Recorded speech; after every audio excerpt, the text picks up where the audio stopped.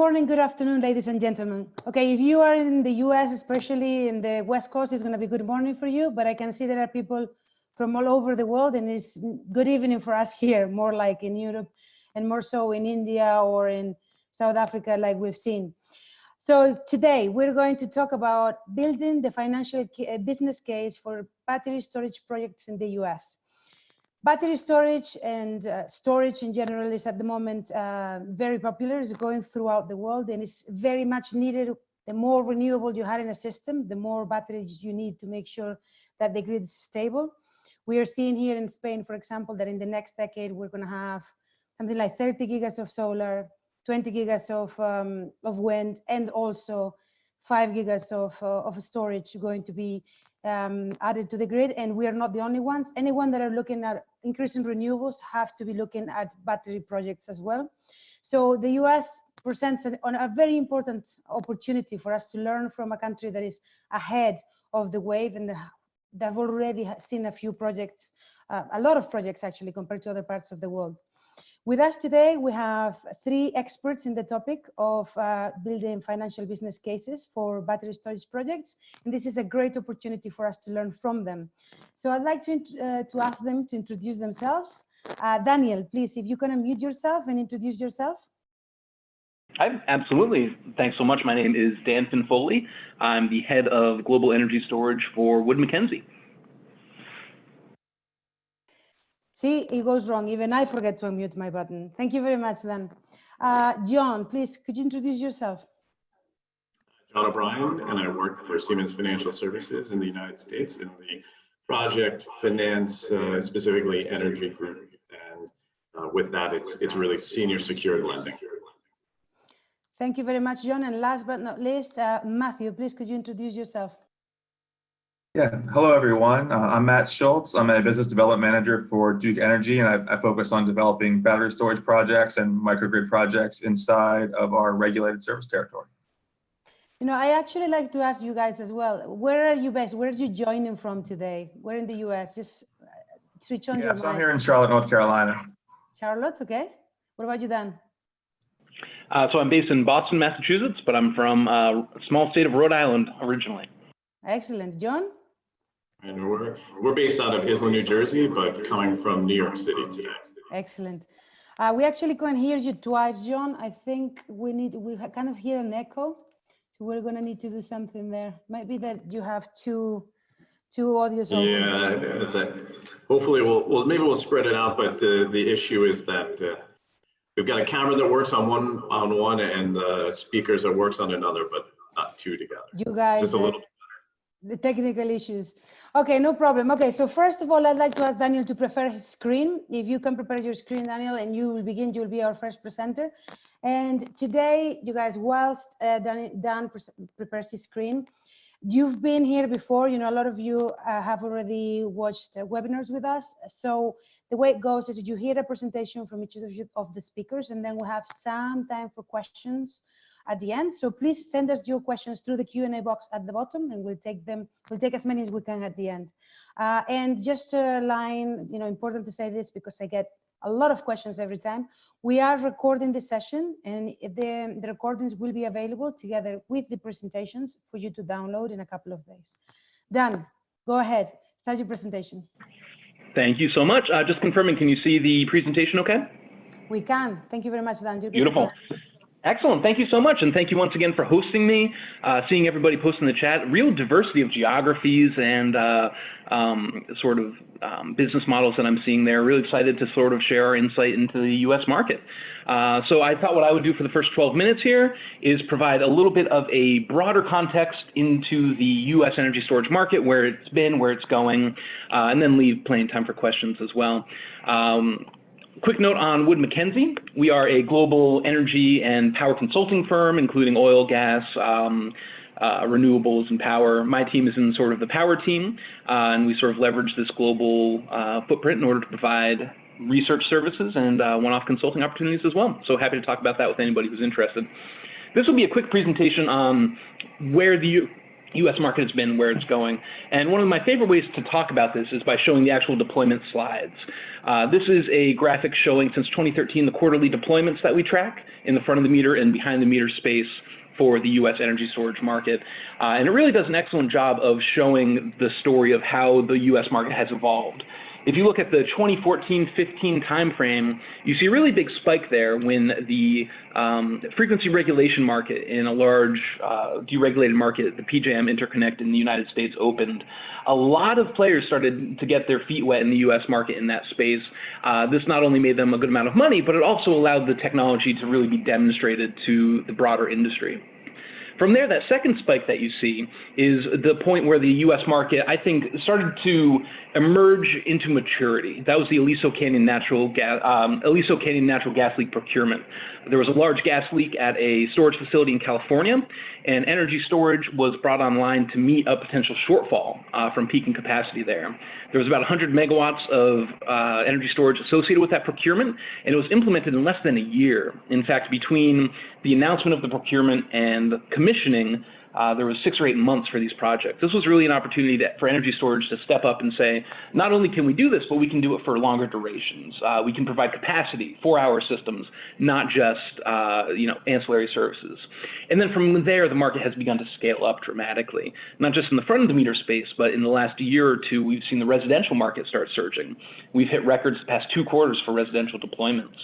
More incentives are emerging for those markets.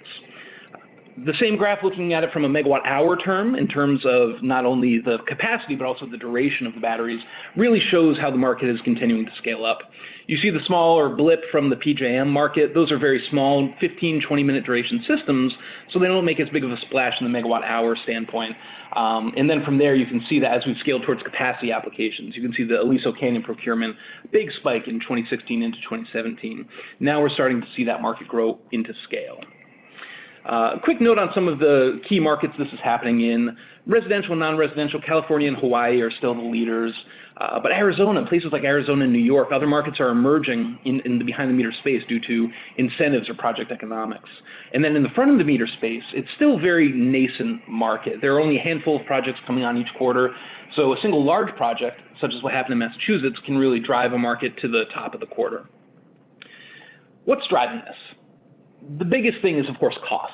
If you look at what technologies we see installed in the U.S. market, lithium-ion is not only the majority or predominant, but it's pretty much exclusively the technology that's being installed lately.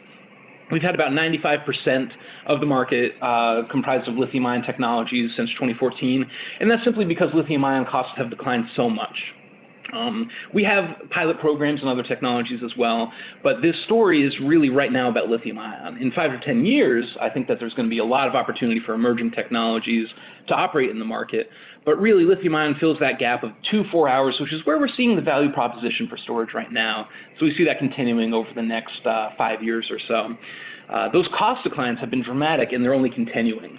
The cost declines for front-of-the-meter energy storage systems since about 2013 have fallen dramatically. This slide shows you a range of prices that we're seeing now for fully installed energy storage systems, for 4-hour and 2-hour systems. This doesn't really represent best in class, but more of a range of what you might see in the market if you're entering the U.S. space. And as you can see, just over the next 2 years, there's going to be about a 15% price decline in this market.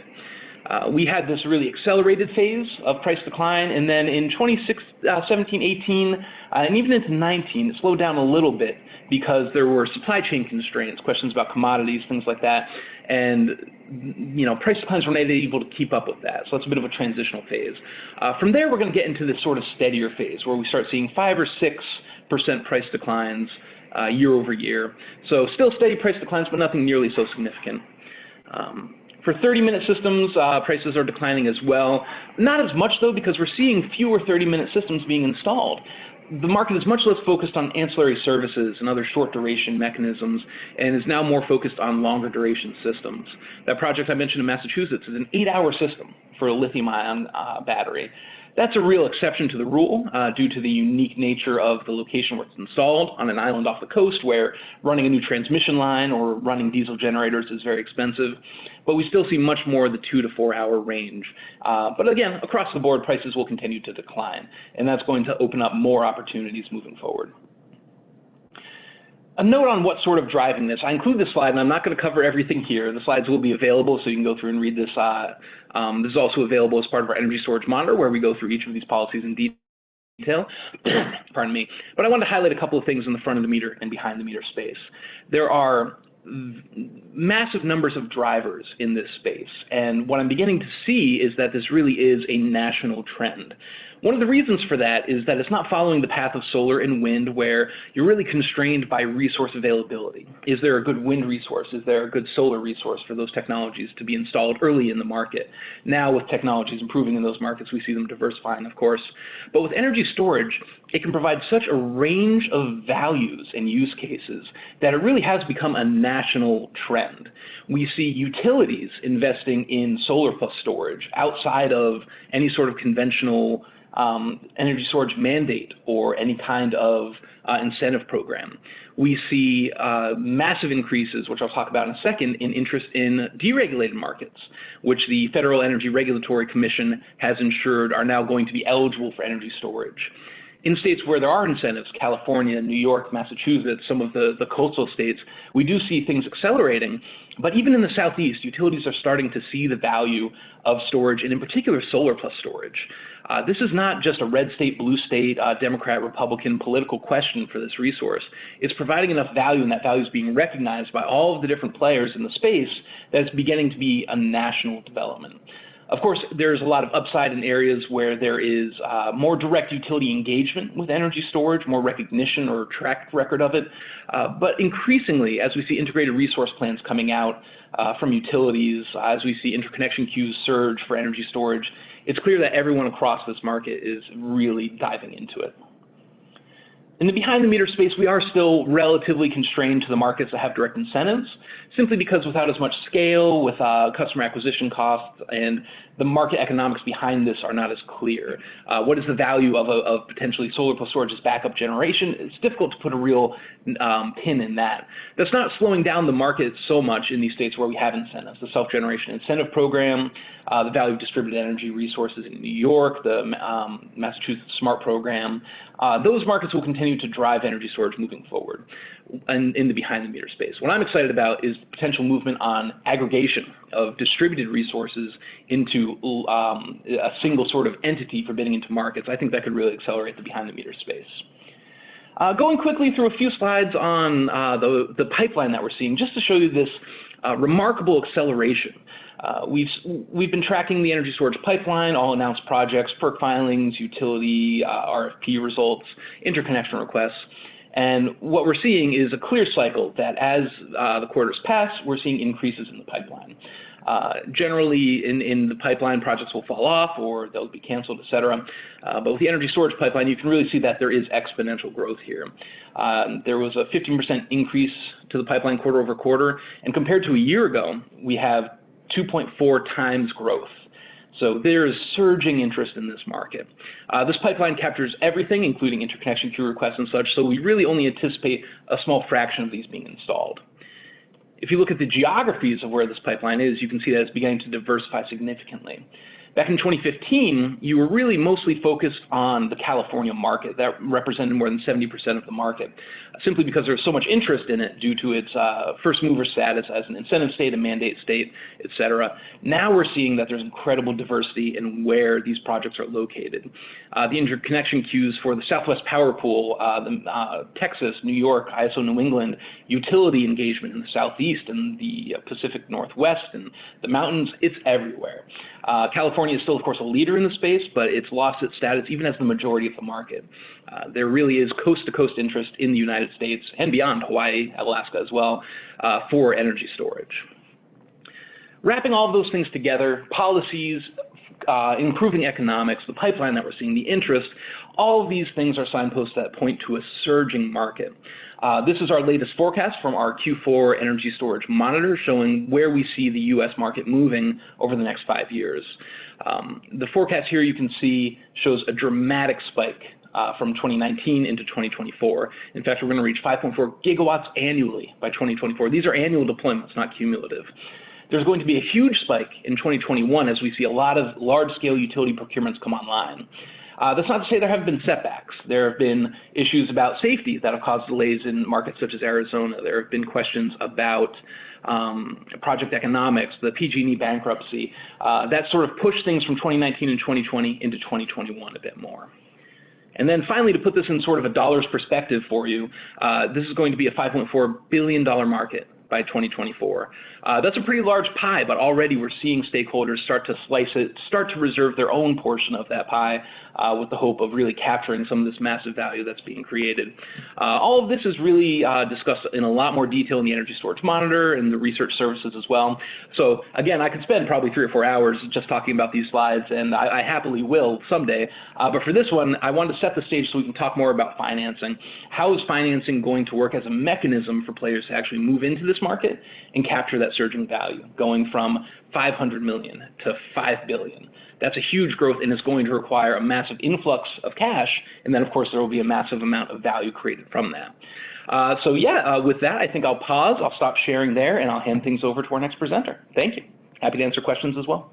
Wow, Daniel, that was like all wrapped up. You don't even need me. Well done. Thank you very much for all that information, and it's interesting. I love hearing you guys, and I would have a million questions for you. And once in a conference, we had this speaker who said, I can talk about storage all day, and my husband and kids are sick of hearing about it. So ask your questions here, because Daniel wants to talk about it. All right, next person up will be John. Please, John, if you can share your screen. We do have a few questions, guys, already in the Q&A box, if you're going to have a go at answering some by text. We'll try to pick some of them up live as well later.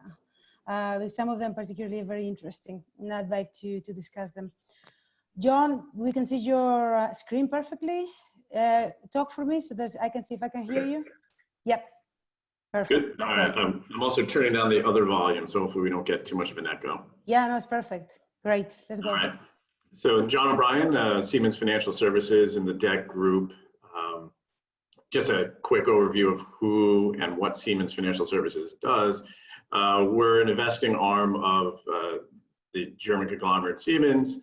And we invest, particularly in my world, in senior secured debt for power projects, whether they're thermal, renewable, and in this case, battery storage. We've been investigating the market now since 2015, have invested in 2 different battery storage projects, in front of the meter, standalone, and currently kind of going through the process with 2 additional ones. So hopefully, fingers crossed by kind of mid-year, we'll have 2 more deals completed in the standalone battery space. I have other slides that I think are in the general packet that are a bit more of a kind of a Siemens ad, but feel free to look at that later. But to just get into it, and again, Dan does a fantastic job in terms of setting the stage. I'll provide a little bit of context in terms of what I saw in terms of what it really means, and being in it since 2015, kind of in the top quadrant. What you see is that there's been, as Dan mentioned, a spike in terms of a lot of utility scale. Then it went to C&I and residential, and I think that was really the kind of the theme of 2016, 2017. Where's battery storage going? It's going residential, C&I, things like that, resilience. Peak shaving, things like that. And I think the reality hit, which is customer acquisition costs. Customer acquisition is difficult and it's high cost. So a lot of that's been pared back, and a lot of that's been met with a lot of incentives and policies at the state level and at the ISO levels to drive utility scale growth. So that's kind of where we're seeing a lot of it now, outside of Ontario and maybe some in New York and Massachusetts. We're not seeing too much in behind the meter, and everything is growing on the utility scale.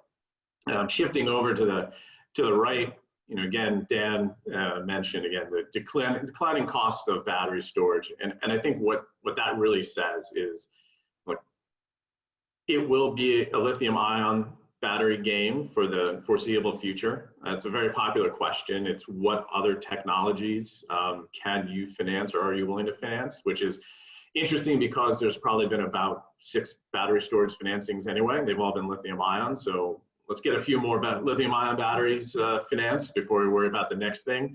But the reality is if you look and you see the declining pricing, right, the battery costs themselves are getting closer and closer to that of gas plants. So, the ideal peaker replacement scenario for batteries is getting closer and closer to reality. I think the other thing to note is again, how the duration, 4 years ago, the thought was, a battery really can't go more than 30 minutes. Then you tweak the chemistry, you do a little more R&D, and then you get to an hour, then you get to 2 hours, and now you're at 4 hours. So the question is, and I don't doubt it, is that pretty soon we'll be up to about a 6-hour lithium-ion battery at a solid cost curve. Anything over 6, at this point, anything 4 to 6 or over 6, you're thinking maybe we need a flow battery or something a little bit longer duration. But the reality is that the markets at this point, unless, as Dan mentioned, the Nantucket kind of a microgrid, which really was meant to, power the island itself, there really isn't a lot of market incentive for anything over 4 hours. And even today, the real driver of 4-hour batteries is that is kind of where a lot of the ISOs are coalescing in and around what are you, in order to receive capacity payments, what is kind of your hour duration, and that's kind of coalescing around 4 hours. PGN is kind of an outlier at 10, and that's to be debated, but generally you look around and that, in my opinion, is what's driving the movement to 4-hour batteries. I think the markets themselves are still dominated by frequency regulation. Energy arbitrage doesn't really make a ton of sense at this point, but frequency is. So you're going to see projects, even if they do have a capacity payment, even if they are 4 hours, still run in the regulation, whatever it is deemed in that particular market, reg up, reg down, reg D. That is where the battery is most likely going to play. With a 4-hour battery, you can do a few other things like black start or spinning reserve and bid into that, and then have the capacity to handle it. And then also in the extremes, handle your capacity requirements. So that's kind of how the basic value stacking is coming up right now. It's still generally just a frequency game, but there are little bits here and there where you can pick off a little bit of value. I guess going back down to the lower left side, again, it's like I've stolen Dan's slides, but that's where we're seeing the markets. That's where we're seeing the drivers right now. A lot of California, New York has just gotten really active through both the NYSERDA block grants that are coming up and the recent Con Ed and Orange and Rockland RFPs. Texas itself is also growing because the market is there and there are a lot of renewables, so there's a lot of opportunity. I think what we are seeing is that there is a herd mentality sometimes, and kind of the idea to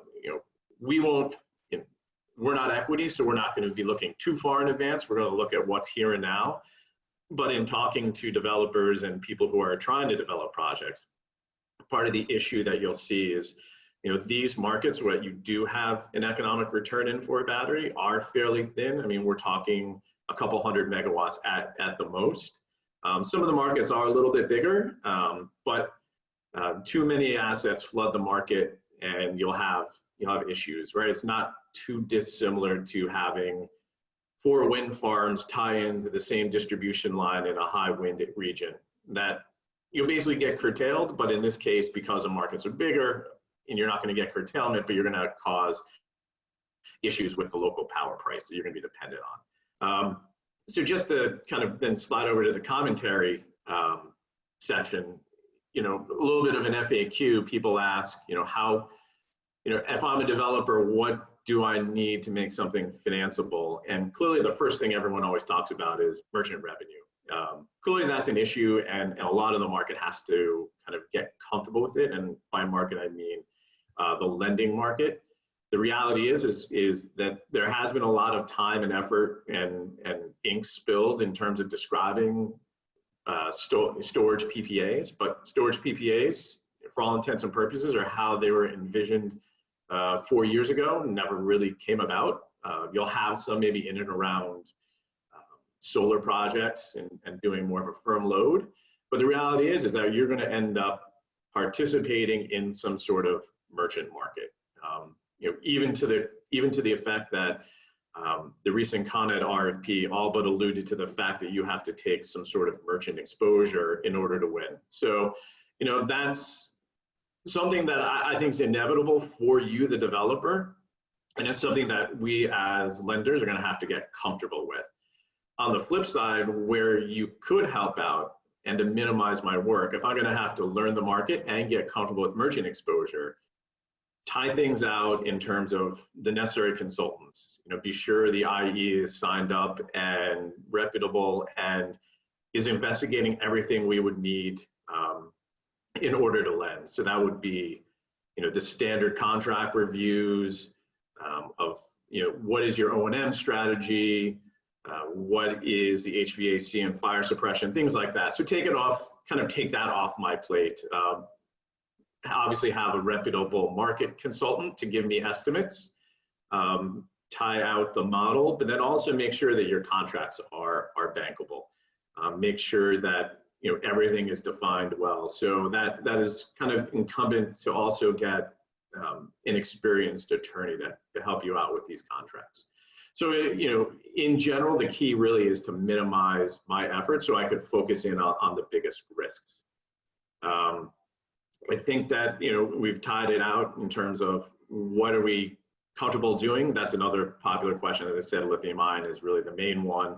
And then also how many how many revenue streams are you willing to finance on the value stack? And the reality is that there aren't a lot of revenue streams, but we'll be willing to entertain an optimization case, but we will also need to sensitize it. So that also brings back to kind of the market consultant, or being in a market right now that is dominated by one particular revenue source, one business case. So once things start getting more complicated and maybe only 50% of your revenue comes from frequency, and then half comes from black start, or half comes from frequency, and then 25 quarters each of black start or energy arbitrage, they start getting a little difficult in terms of optimization, and I need to show my credit committees what happens in the downside. And it does get, we have our own particular ways of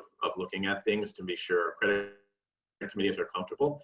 But right now we haven't been able to get that. I think we'll have to address that in the next 2-3 years as the markets develop, but something we haven't had to deal with too much. I'd be more than happy to, during the Q&A period, to go in a little bit more detail in terms of kind of our thoughts in and around, what is palatable structures for lenders for merchant projects here in the U.S. and kind of what we're seeing. So looking forward to the Q&A, and then I'll take it off my view and send it off to the next. Thank you very much, John. I think I'm going to have a question myself about all these revenue stackings that you guys were going on about, because they seem really unclear, and it doesn't seem like the business case is any clearer than it was like 3-4 years ago. But we can get to that during the question time. Matthew, go ahead. Perfect. The view of the utility, right?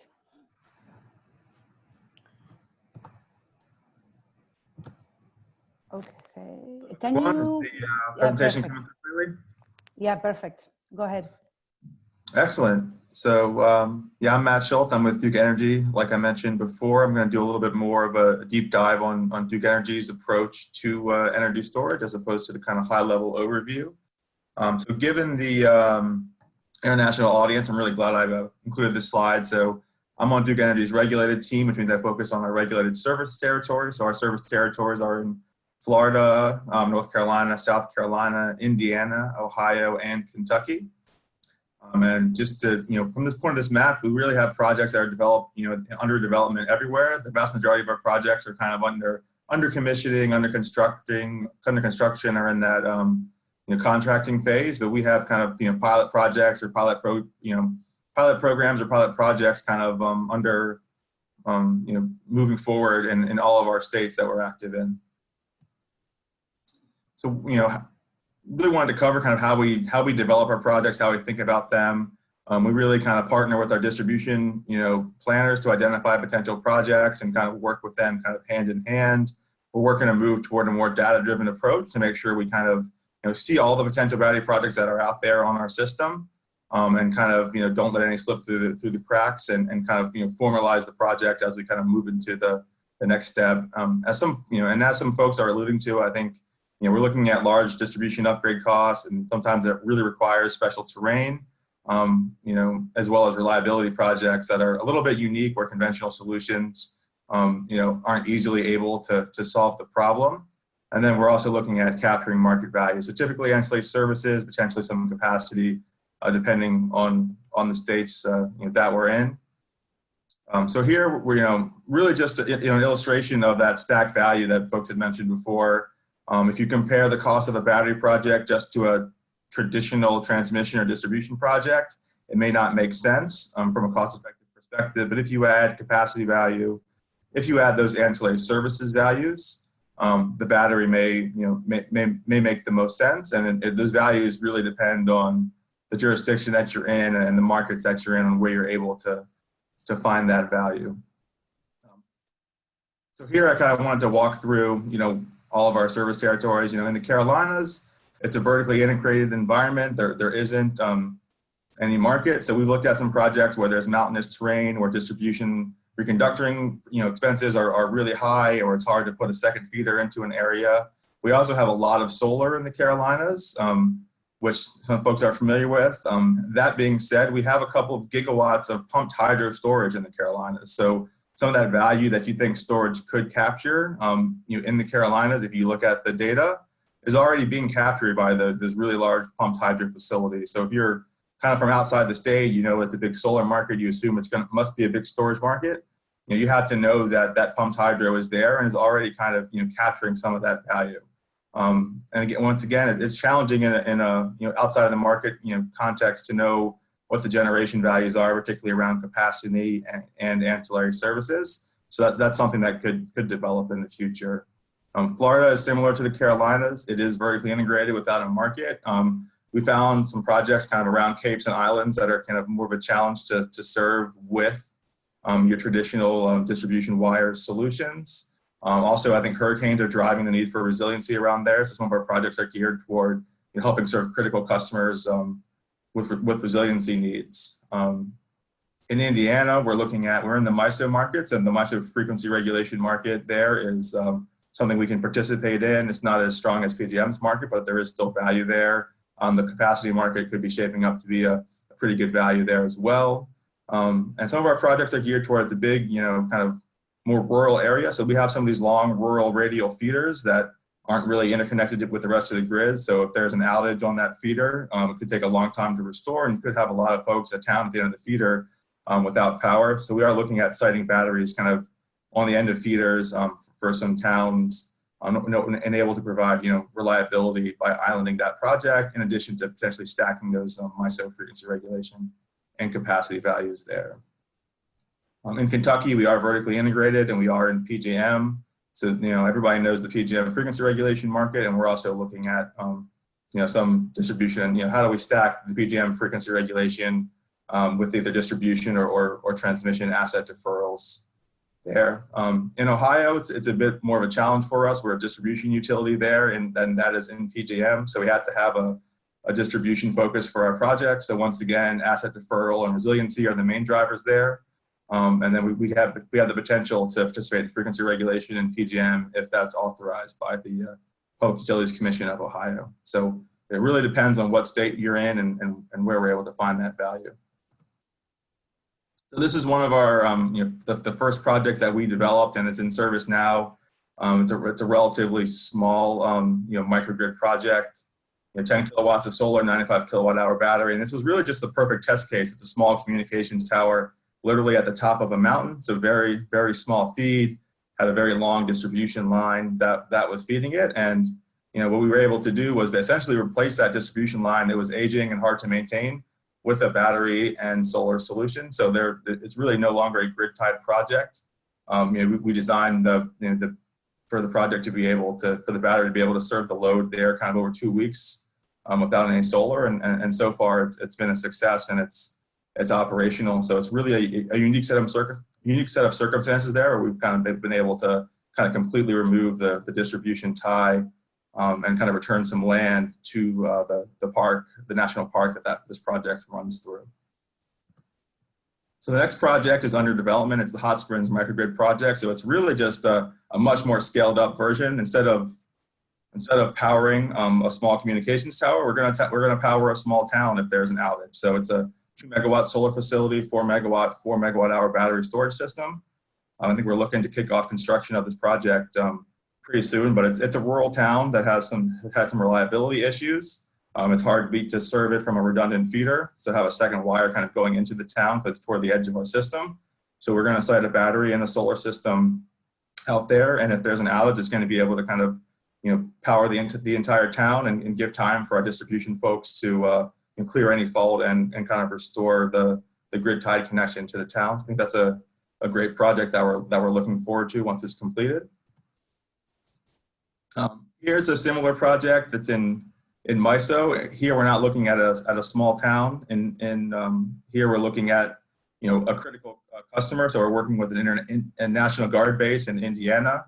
So we're going to site a solar facility, 4.75 megawatt solar facility, 5 megawatt battery, kind of at the National Guard base there. The vast majority of the time, it's going to be participating in the MISO frequency regulation market, potentially providing capacity as well in the future. But in the event of a grid outage, we're going to be able to provide backup power to some of the critical loads there for that National Guard facility. So once again, kind of getting back to that that value stacking story that folks hear with storage a lot. This last project is in Florida. This is the Cape San Blas project that is under development currently. Essentially, we have this, it's kind of a vacation area, peaked once a year around the 4th of July vacation for a single week, and we were going to need to have, essentially replace a transformer at a larger transformer there and do a really long 12-mile reconducting project that would have been, very expensive. So the solution here is to site a battery there to reduce the load on that circuit. And that battery is really only needed to reduce the load, 1 week out of the year. So the rest of the time, you're going to be able to provide, those generation services to the market. So as we're kind of getting into the weeds, a lot of folks are coming from solar and into storage. So I wanted to kind of highlight some, potential challenges that we've seen as we're developing our projects. The storage industry is not as plug and play as the solar is. There's the battery management system, the inverter, a local controller, and maybe another control system. So all of those are not plug and play. So you may want to have a single platform to simplify your operations, but that's really going to limit your vendor selection. So there's a lot of trade-offs there in your procurement strategy. Excuse me. Another lessons learned is, the batteries are capable of providing that islanding service. So the technology is there, but integrating that into distribution operations can be a challenge. I think getting around financing this, if you're having these flexible operations, performance guarantees are tough to come by sometimes. And then finally, keep a focus on fire safety as the standards are really evolving in the Americas for the technology. So that's really all I wanted to cover, and I'll wrap things up there and turn it back to questions. Thank you very much, Matt. You okay? Or you've spoken a lot, so yeah, I'm doing okay. It's cold and flu season here. I know, right? Okay, so if you can take the screen off, and thank you very much for sharing so many actual case studies. I always love to see those. When you start to see how things actually work out and the technology actually becomes something real rather than some abstract concepts that you engineers are so fond of. So it's always good to see. I was particularly fond of seeing the microgrids, which obviously, you know, it's a very, I suppose, compelling case for using this technology. And I am actually doing a lot of work on microgrids, and we always talk about microgrids. We never really talk about renewable microgrids, and precisely it's because the backup power isn't so easy. So the more that this market evolves, the easier it's going to become to have renewable microgrids. So we have a bunch of questions. I'm going to start reading them out. We're going to spend about 10 minutes answering questions. Then we're probably going to say goodbye. But before of that, I would like just to ask about this revenue stacking and different revenue streams. It seems to me like I've been hearing about how we need to build a business case, you know, and a financing case for batteries for a long time.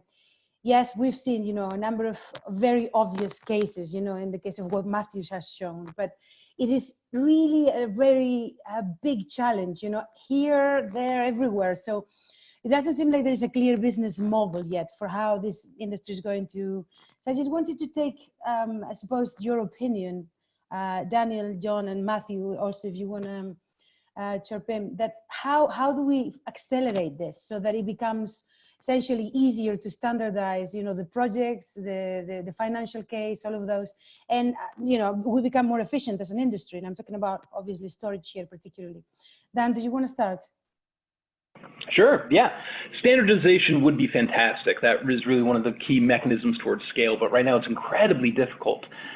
When you build an energy storage system in different states, as John and Matthew mentioned, if you want to capture all of the value, you're providing capacity market services, ancillary services, market services, potentially arbitrage, potentially you are in an area that's providing resiliency to a National Guard base, or potentially relieving transmission constraints. There are so many values that standardizing them across all these markets is incredibly complicated. That's why we're seeing a lot of players in these markets start to enter in a niche application, maybe in just the New York market or the Northeast, or solar and storage in the Southwest. What we can do to make that better as an industry is already happening. FERC 841 is not standardizing participation models because all of the ISOs, organized markets, work differently, but it is encouraging at least a level playing field. From there, we're starting to see even divergence in terms of what mechanisms are in play, whether it's the self-generation incentive program in California.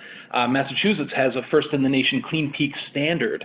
Then you have all of these different mechanisms. I think that standardization for now is going to be a little further down the horizon. My advice for somebody getting into the industry would be establish expertise in specific markets within the US and then branch out from there. Build your experience internally, build your track record internally, because that's what all these players are going to be looking for. Just because you can install a great system in upstate New York doesn't mean that you can really do a great solar plus storage system in Arizona. Completely different mechanisms, players, markets, and structures there. Not to throw cold water on anything, there's a lot of players that are doing things across the country, but it does require a lot of institutional knowledge within an organization. Specialization, yeah, absolutely. John? And I'd also echo what Dan said, which is that standardization is pretty far away. It's gonna take some time because I think it's all just going to be a market mechanism anyway. It's something that exists in the US with the various ISOs and the various wholesale markets. So a California power project will be different than a PJM, which would be different than an ERCOT. So there's always a lot of local expertise that needs to be handled. So I think you need to go region by region to understand the rules. You know, I think putting together a good battery project you know, that's a skill, but I think it's going to take a lot of time and makes a lot of sense for everyone to just focus in on one or two or three particular markets so that you know it well. And I also won't discount the fact that the market rules are changing so quickly that being a part of that change will be very valuable to you as a developer. So by getting into the market, even if it's on a small scale and you become a stakeholder, I think that becomes very valuable. And just to kind of maybe extend that out to a financing point, you know, I think as an institution, we're very hesitant to go out more than 5 to 7 years. And I would say on a fully amortizing basis on a loan.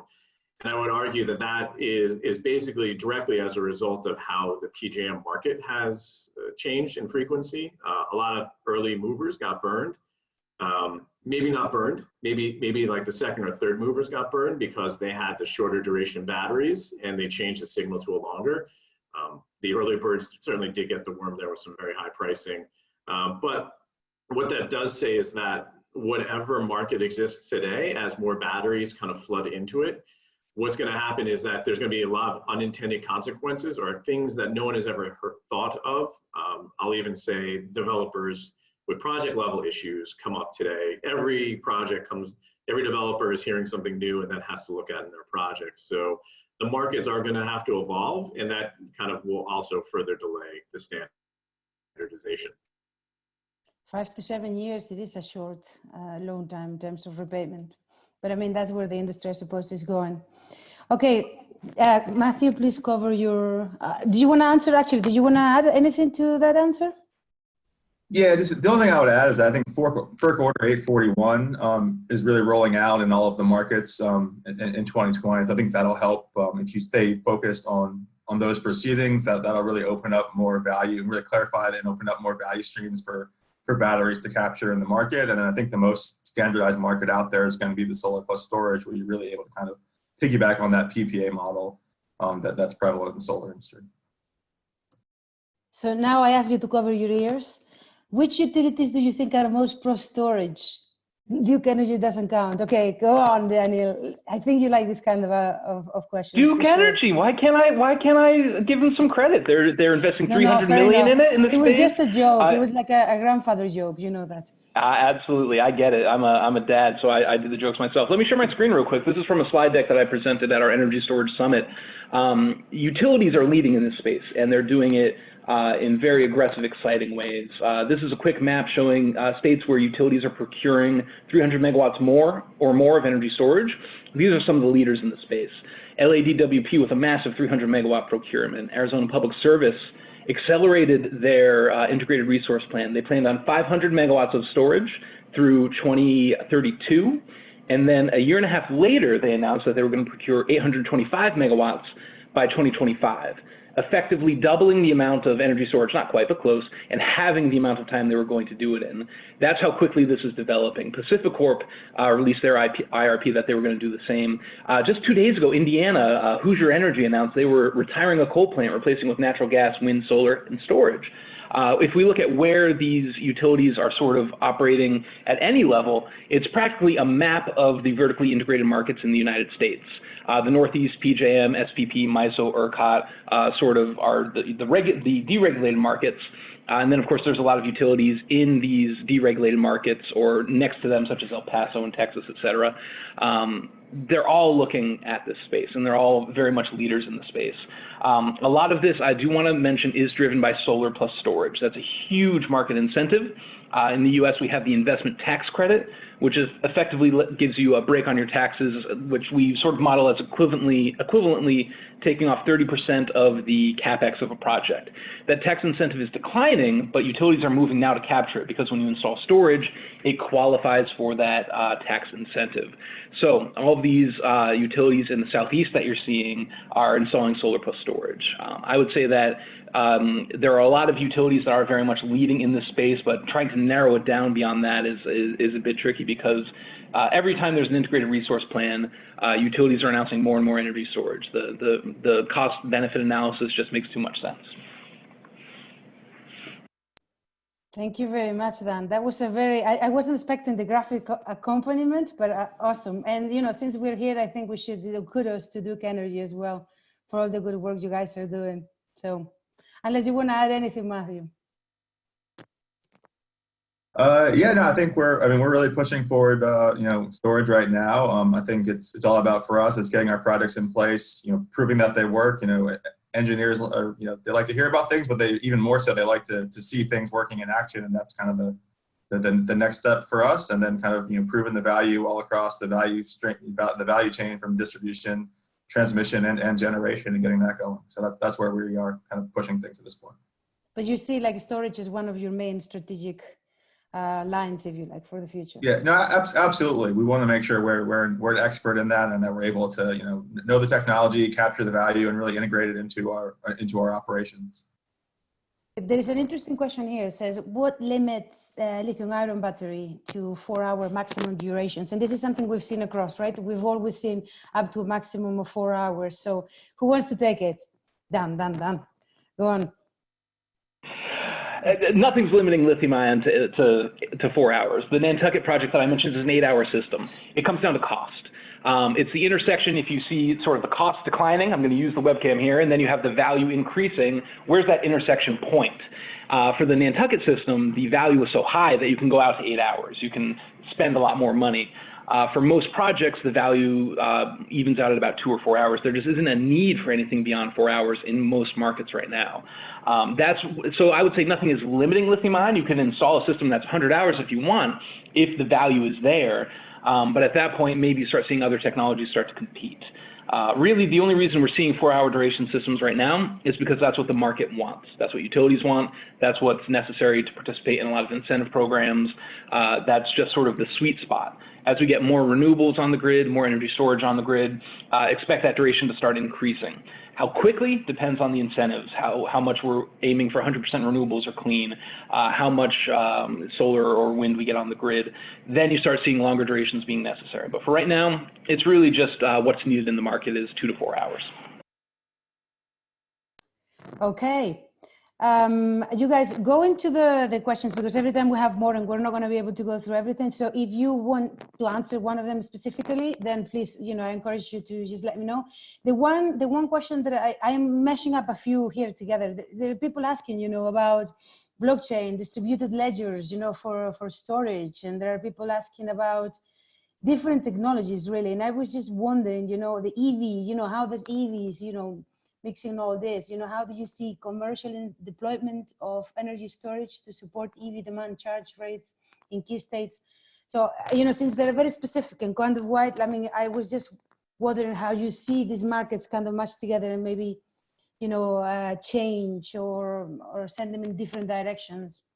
Affect, I suppose that's the right word, those markets. Who wants to answer this question? It's a bit odd, but what are the new innovations that you see affecting this market? John, go for it. I think what's always interesting and always amazes me about the storage market is that people are constantly asking what's next, and I would argue that we're not actually there yet. So let's focus in on getting the appropriate markets established to facilitate additional renewables, to reduce costs for the consumer, things like that. And then we can focus in on other things. Time of use rates are going to be, probably sometime in the future, but I view that as being very far off. It's a complicated thing to handle. EVs unnaturally, what that would do is shift the peak times of the day. So maybe there'll be a little bit more of a leveling off, or maybe there'll be even more demand, right? As people clearly are trying to have more energy efficient homes and buildings.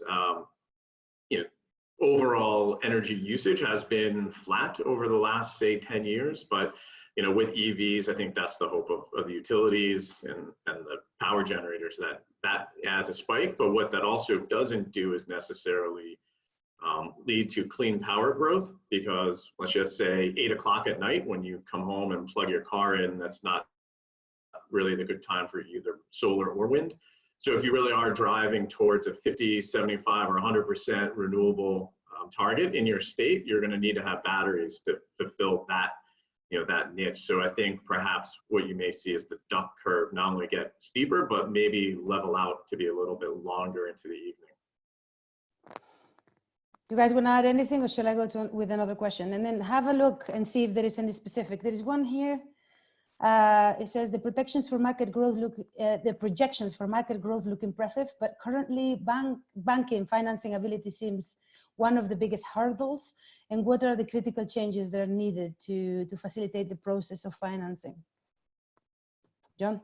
All right. Well, I think the key is there just hasn't been enough projects recently. So when you take a look at when you take a look at what projects have come online, there's a lot of solar plus storage. There's a lot of utility ownership. That's just not really getting financed through the debt markets. Those are probably put in rate base. Solar plus storage is probably much easier to handle. Also, when you take a look at the overall cost of what used to be considered a large project, 20 to 30 megawatts, used to be huge, enormous projects. Even then, that was still very small in terms of being debt financeable.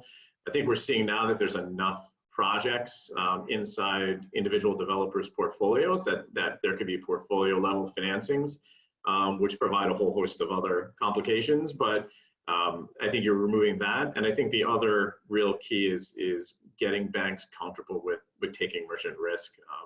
We're generally not in the business of taking merchant risk. We've all grown up doing PPAs, but the reality is that across the board in energy, we're not taking any kind of real contracted assets anymore. Even the solar assets, there's certainly asks being made of taking post PPA merchant risk, given the useful life of a solar project.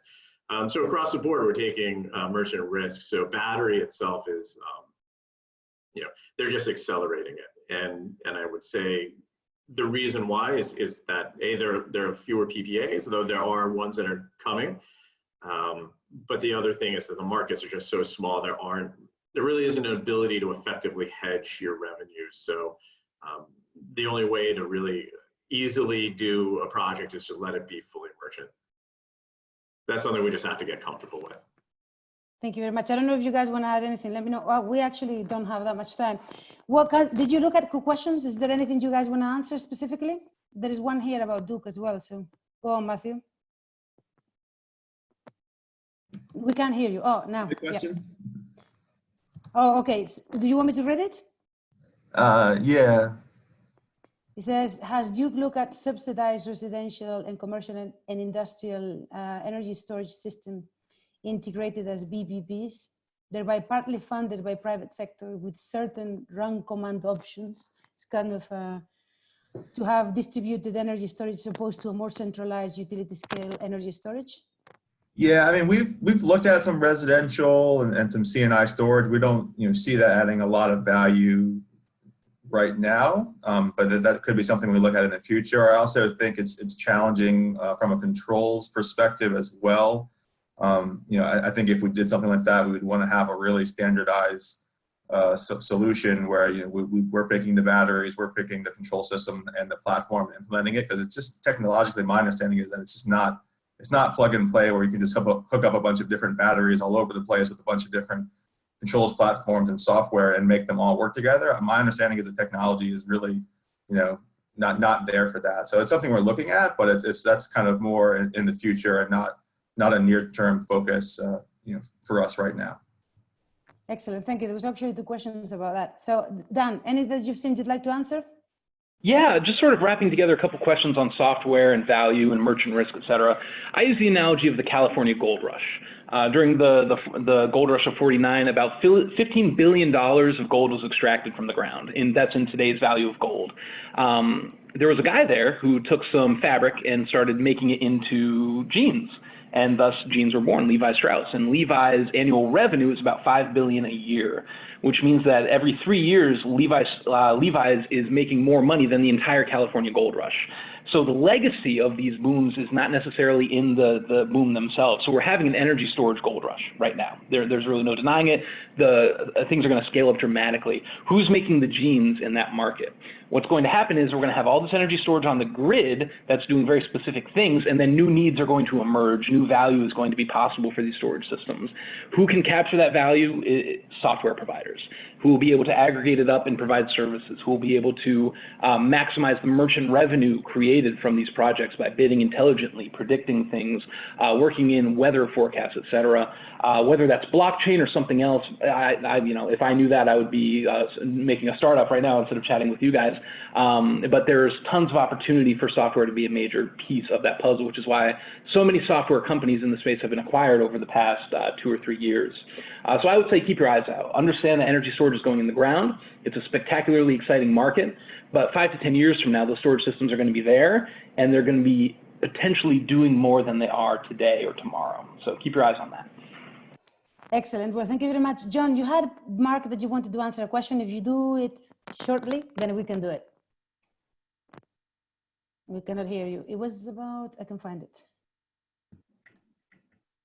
I was just having to answer, in terms of chemistries, LFP versus NMC, and I think there's obviously certain, there are rationales for both.